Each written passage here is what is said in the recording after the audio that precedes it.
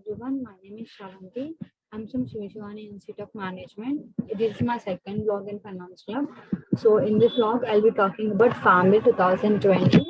So the Farm Bill 2020 came into existence with the approval of both Lok Sabha and Rajya Sabha in the year 2020 on September 17th.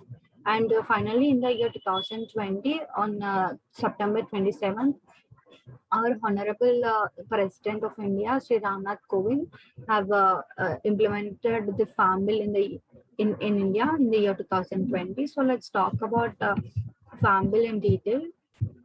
There are three different types of farm bills in India. So the first bill is the Farmers Empowerment and Protection Agreement on Price Assurance and Farm Service Bill 2020.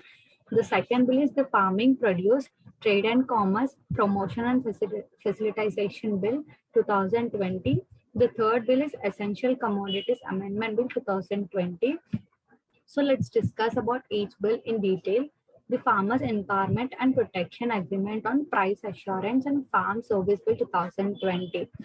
So basically, this bill says that there has to be a protection towards the interest of the farmers with a legal agreement. So which means there have to be a legal agreement for the farmers. If a person want to make any kind of business with them, so they have to enter into a legal agreement. So when we look at this price assurance and farm service bill, it says that a fixed proportion of price have to be assured towards the farmers, towards farmers, so that like their protection will not be disturbed with any kind of issues or with any kind of disturbances.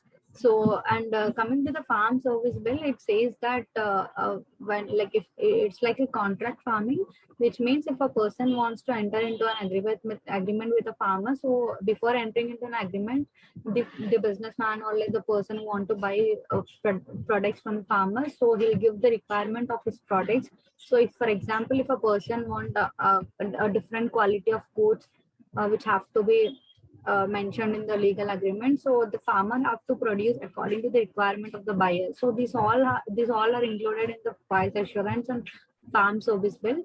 So basically, the primary objective of this farm service bill is to enhance the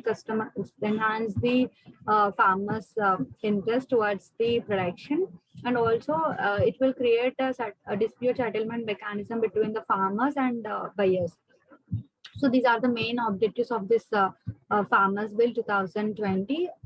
And coming to the next bill, and commerce promotion and facilitation, that means it is talking about the trading of goods outside the physical premises of mandis and APMC yards.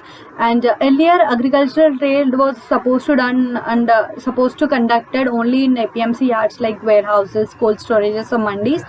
But with the introduction of this new act which gave the freedom to the farmers to sell their products everywhere within the states or outside the states, so all the subjects are divided into three categories like union list, state list and concurrent list. State list is nothing but the agricultural. So with the introduction of this new act, so the state government will not impose any taxes on the sale of the products to the farmers, and also it gives the farmers to freedom to sell their products at a good prices.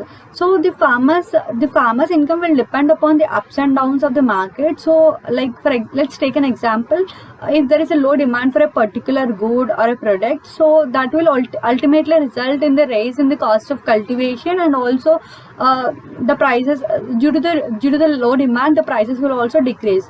So in this scenario, the government will not give any kind of subsidies to the farmers. So here comes a picture called trade-off. So even the private industries, they always wanted to get their things done in a low cost. So obviously they'll expect a minimal prices from the farmers. So this is how farmers will get. Sometimes he's benefited, like if at all he's working with if he's working with a small scale farming, then he obviously have some kind of risk. If a farmer is working with a big farming, then obviously sometimes he might get profits also. So this all about the bill. The next bill, it's deal with the essential commodities. So basically this is not a new bill. The central government has made an amendment to the essential commodities bill, which was also there earlier. So basically it's a law that controls the production and distribution of certain commodities.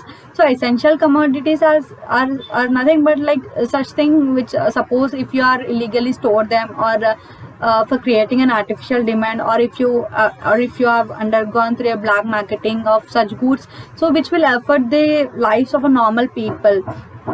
So the ultimate aim of this thing is to create an artificial demand for a particular product.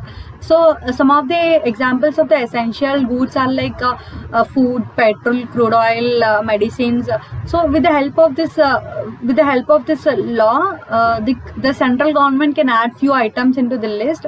For example, based on the situation, the government will add few things into this essential list. For example, let's take an example of onions.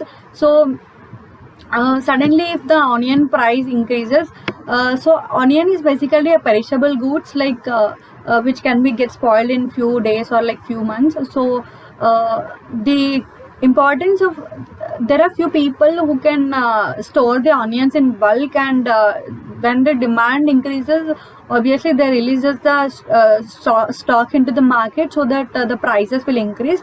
So obviously the main motive of this black marketing is to rise the prices and release the stock once if the prices rises. So this happened like in such cases the government will add this onions into the essential list, so that every person can buy these products without any barrier of money. So in the year 2020, in the month of March, government make the masks and sanitizer as an essential service, and in the July 1st 2020, the government removed the masks and sanitizers from the essential list. So this is how the government will categorize the essential and non-essential commodities. And now comes the main picture. What are the amendments which are made in the essential commodities list? So amendments is nothing but like they're removing certain commodities as an essential list. So the government will only regulate supply and prices in case of wars, famine, and high prices rise, and also during natural calamities. So the government will add certain things into the essential list only if there are these kind of natural calamities, or during war, or during high price rise. So during this kind of situation only the government will add few categories of few products into essential list. So some of the products which are sometimes under essential list, and which are not under essential list. So some of the products are like cereals, pulses, potatoes, onions, edible oil, and oil seeds, etc. So all these are basic requirements for every human in their day-to-day lives. So pulses, oil seeds, etc. are like all these are non-perishable items, so they can be stored for some months. In such cases, government will get only 50% of the prices hike, because like if the item is a perishable item, the people who will engage in buying and selling of this perishable item, so they keep a bulk amount of the quantity in their godowns or warehouses. So they release these goods into they release these products into the market once if the prices rises. So in such case, the government will add the essential products into the government will add the products into essential categories only if the prices increase by 50% in case of perishable goods, and in case of non-perishable goods, and in case of perishable goods, if there is 100% rise in the price, so the government will add a particular product into the category of essential products. So this is how the government these are all the amendments which are made under the Essential Commodities Act 2020. So that's all about all the three bills, and I hope it's done, and thank you.